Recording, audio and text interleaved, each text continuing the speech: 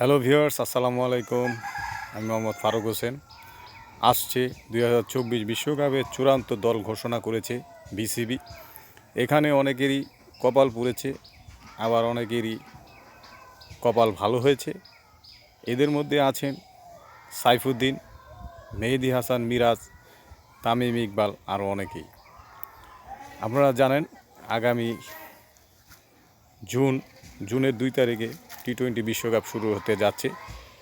সেখানে অনেক প্রতিভাবান খেলোয়াড় দলে চান্স পেয়েছে, আবার অনেক প্রতিভাবান খেলোয়াড় দলে থেকে বাদও পড়েছে।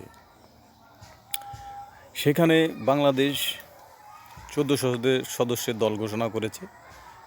14 সদস্য দলের মধ্যে সেখানে আবার তারা আমেরিকার সাথে 3টি টি-20 ম্যাচ খেলবে, একটি সিরিজ খেলবে। সেটি মূলত বাংলাদেশের টি-20 বিশ্বকাপের প্রস্তুতিমূলক ম্যাচ হিসাবে ধরা যেতে পারে।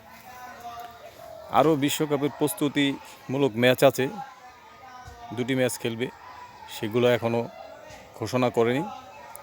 এবং ইউএসের সাথে যে 3টি ম্যাচ খেলবে সেটি একটি সিরিজ, পূর্ণাঙ্গ সিরিজ। এই সিরিজে আশা করব বাংলাদেশ খুবই ভালোভাবে জয়লাভ করবে। এবং 15 সদস্যের দলের সাথে আরও 2জনকে অতিরিক্ত রাখা হয়েছে। তারা 2জন হচ্ছেন আফিফ হোসেন ধ্রুব ও হাসান মাহমুদ। 15 সদস্যের দলের মধ্যে যারা আছেন তারা হলেন প্রথমে নাজমুল হোসেন শান্ত, ব্যাটসম্যান এবং ক্যাপ্টেন। তিনি বাংলাদেশ দলের খুবই ভালো একজন খেলোয়াড়।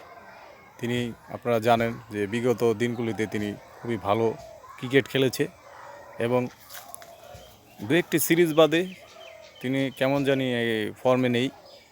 আমরা আশা করব তিনি ফর্মে থাকবেন।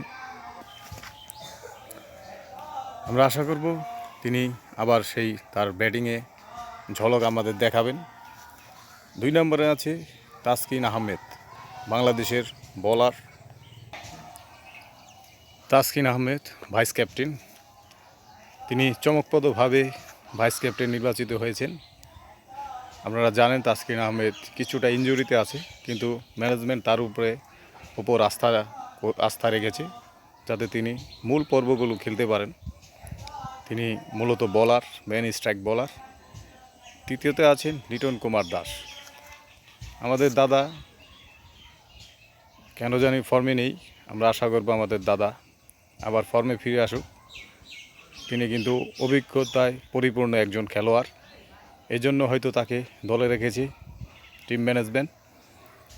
4 নম্বরে আছে তানজিদ হাসান তামিম। তিনি একজন batsman, opening batsman. Liton Kumar দাসের সাথে ওপেনিং করে থাকেন।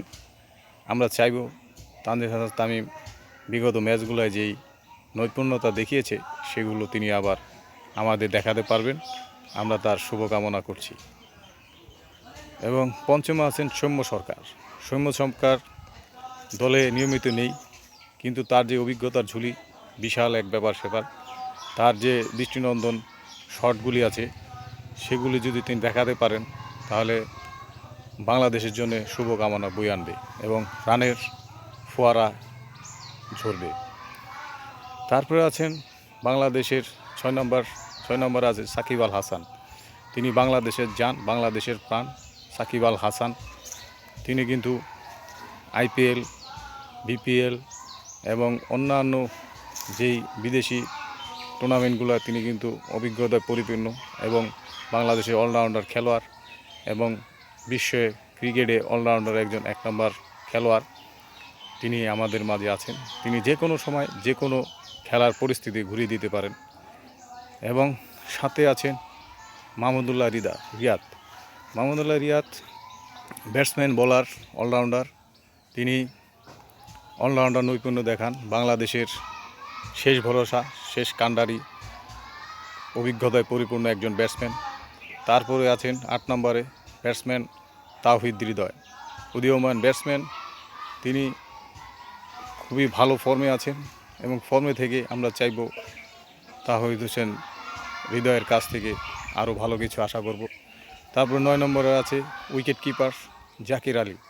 জাকির আলী একজন উদীয়মান ব্যাটসম্যান, আমরা তার শুভকামনা করছি। তিনি কিছু কিছু ম্যাচে খুব ভালো নৈপুণ্য প্রদর্শন করেছেন, আমরা চাইব তিনি আরও ভালো কিছু আমাদের দেখান।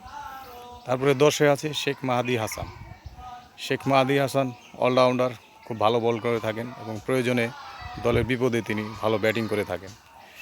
11-তে আছে রিশাদ হোসেন, লেগ স্পিনার, তিনি খুব ভালো বল করে থাকেন এবং দ্বিতীয় ক্রিস গেইল, বাংলার ক্রিস গেইলও তাকে বলা হয়ে থাকে অনেক সময়। তিনি তার ছয়গুলো কিন্তু বিশাল বিশাল একটি ছয় মেরে থাকেন, কিন্তু তিনি আপাতত খুব একটা রান করতে পারছেন না। আমরা চাইব বিশ্বকাপে তিনি আরও ভালো করুক। 12তে আছেন বাংলার মুস্তাফিজুর রহমান, বাংলার গর্ব। তিনি বিপিএলে চেন্নাইয়ের দলে খেলে এসেছেন এবং তিনি তার অভিজ্ঞতার ঝুলি কিন্তু অনেক, তিনি তার অভিজ্ঞতার ঝুলি বিশ্বকাপে আমাদের প্রদর্শন করবেন, সে আশায় রইলাম। তারপরে আছেন শরীফুল ইসলাম 13 নম্বরে। শরীফুল ইসলাম খুবই একজন ভালো বোলার, তিনি কিন্তু খুব ভালো বল করে থাকেন দলের বিপদে এবং মেন স্ট্রাইক বোলার।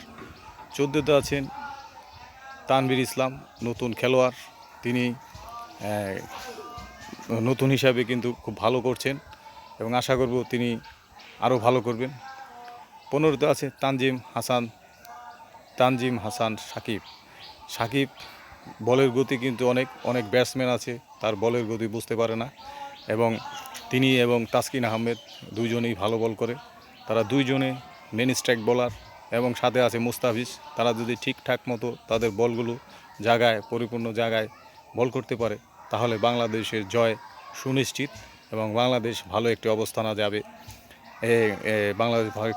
যাবে। আমরা বিশ্বকাপে ভালো একটি ফল পাব, সে আশা ব্যক্ত করে বাংলাদেশের শুভকামনা করে আপনাদের কাছে সবার কাছে বিদায় নিচ্ছি।